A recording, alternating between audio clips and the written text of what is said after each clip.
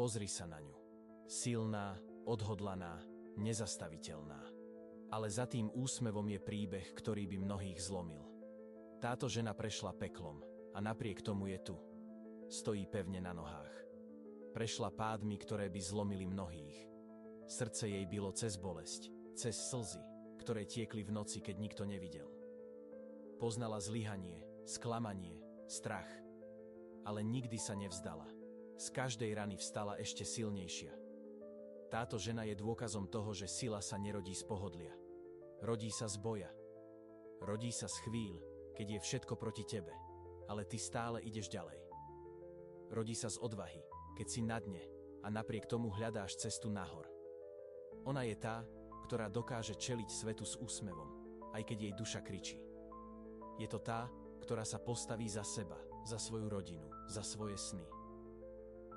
Prešla peklom, ale oheň ju nevypálil. Len jej dodal svetlo, ktoré dnes žiari v jej očiach. Táto žena je nezastaviteľná, pretože vie, že každý pád bol len prípravou na jej vzostup.